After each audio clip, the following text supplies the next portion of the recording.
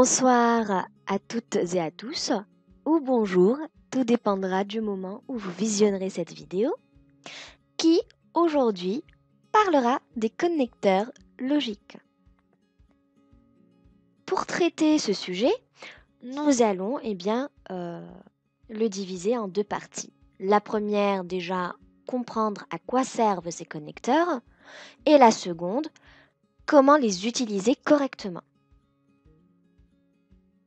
Les connecteurs servent à marquer un rapport de sens entre des propositions ou des phrases. Ils jouent un rôle clé dans l'organisation d'un texte. Ils en soulignent les articulations et ils marquent les relations établies entre les idées par celui qui parle. En résumé, un connecteur logique aide, quand on l'utilise dans une production d'écrit, à structurer l'organisation des idées et le lien que peut avoir une phrase avec la suivante. Pour les utiliser correctement, il faut d'abord que je sache ce que je veux en faire.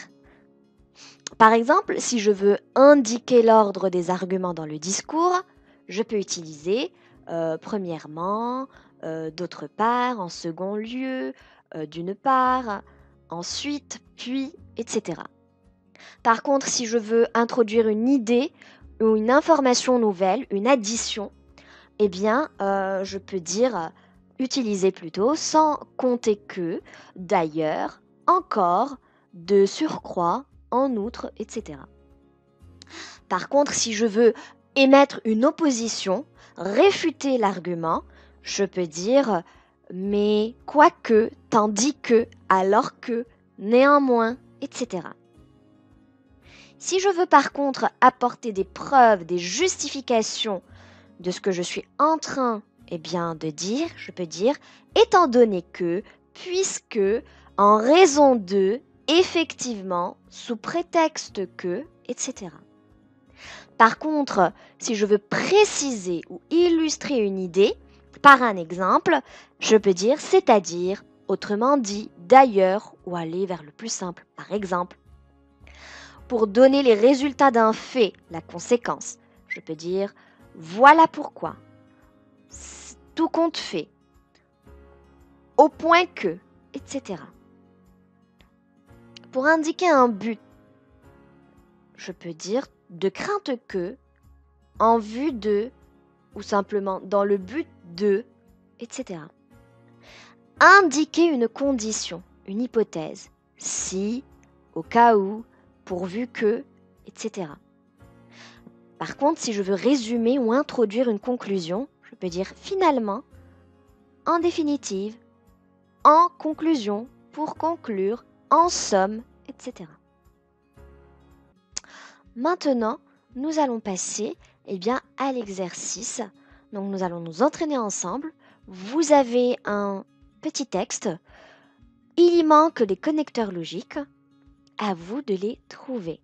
Ce que je vous propose, c'est de mettre la vidéo sur pause, de réfléchir aux connecteurs. Si vous avez encore du mal, revenir vers le tableau. Essayez de comprendre ce qu'a envie de faire Jean Cluzel avec ce petit texte. Et on reviendra juste après pour les réponses. Les réponses sont, par exemple, l'intérêt du téléspectateur pour le numérique, il est triple. D'une part, donc là, il avance un argument. Il va appuyer l'argument en utilisant puisque. Il va ajouter encore un argument, il va dire quant à. Et il faut savoir que quand on utilise d'une part, forcément, on va avoir l'autre argument d'autre part. Ce sont deux connecteurs qui vont ensemble. Si je dis d'une part, je sais que je vais écrire 2, 3, 4 phrases et que je vais avoir d'autre part qui va revenir. Et là encore, il va faire une addition, il va encore ajouter un argument et il va utiliser ici en outre. ou alors de surcroît. Sachez que lors du bac, il y a de fortes chances qu'on vous demande d'écrire une production d'écrit en argumentant. Donc, il faut savoir comment introduire vos arguments. Alors, argument, contre-argument. Donc, argument, je suis là en train d'émettre une hypothèse. Et pour contre-argumenter, je vais essayer d'aller piocher vers les connecteurs logiques qui, eux, permettent d'avancer une opposition, etc.